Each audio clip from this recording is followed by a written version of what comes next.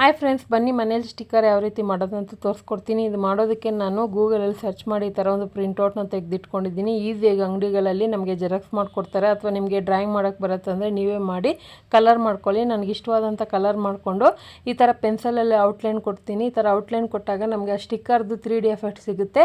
ಆನಂತರ ಇದನ್ನು ಸೆಲೋ ಟೇಪಿಂದ ಚೆನ್ನಾಗಿ ಅಂಟಿಸ್ಬಿಟ್ಟು ಒರಿಜಿನಲ್ ಲುಕ್ ಸಿಗುತ್ತೆ ನಮಗೆ ಸ್ಟಿಕ್ಕರ್ದು. ಅಂಟಿಸಿದ ಮೇಲೆ ಇದನ್ನೆಲ್ಲ ಕಟ್ ಮಾಡ್ಕೊತೀನಿ. ನಾವೇನು ಪೆನ್ಸಿಲಲ್ಲಿ ಮಾಡ್ಕೊಳ್ತೀರೋ ಅದೇ ಥರ ಕಟ್ ಮಾಡ್ಕೊಂಡು ನನ್ನ ಹತ್ರ ಈ ಥರ ಒಂದು ಸ್ಟಿಕ್ಕರ್ದು ಶೀಟ್ ಇತ್ತು, ಅಥವಾ ನೀವು ಡಬಲ್ ಸೈಟ್ ಗಮ್ ಟೇಪ್ ಕೂಡ ಯೂಸ್ ಮಾಡ್ಕೋಬೋದು ಸ್ಟಿಕ್ಕರ್ಗೆ.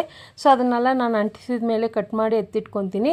ಇದನ್ನು ನಾನು ಅಂಟಿಸೋದಕ್ಕೋಸ್ಕರ ಒಂದು OHP ಶೀಟ್ನಲ್ಲಿ ಈ ಥರ ಒಂದು ಅಂಗಡಿಗಳಲ್ಲಿ ಸಿಗೋ ಥರ ಒಂದು ಪ್ರಿಂಟ್ ಥರ ಮಾಡಿಕೊಂಡು ಅದ್ರ ಮೇಲೆ ಅಂಟಿಸ್ಕೊತೀನಿ. ಈ ಥರ ಒಂದು ಸ್ಟಿಕ್ಕರ್ನ ನೀವು ಎಲ್ಲ ಥರ ಪ್ರಾಜೆಕ್ಟ್ಗೆ ಅಥವಾ ನಿಮ್ಗೆ ಇಷ್ಟವಾಗಿರುವಂಥ ಇದಕ್ಕೆ ಅಂಟಿಸ್ಕೋಬೋದು. ತುಂಬಾ ಚೆನ್ನಾಗಿರುತ್ತೆ. ಖಂಡಿತ ಈ ವಿಡಿಯೋ ನಿಮಗೆ ಇಷ್ಟ ಆಗಿದೆ, ನೀವು ಮನೇಲಿ ಟ್ರೈ ಮಾಡಿ ನೋಡಿ. ಹಾಗೆ ಈ ವಿಡಿಯೋ ಒಂದು ಲೈಕ್ ಮಾಡಿ, ಶೇರ್ ಮಾಡಿ, ಫಾಲೋ ಮಾಡಿ. ಬಾಯ್.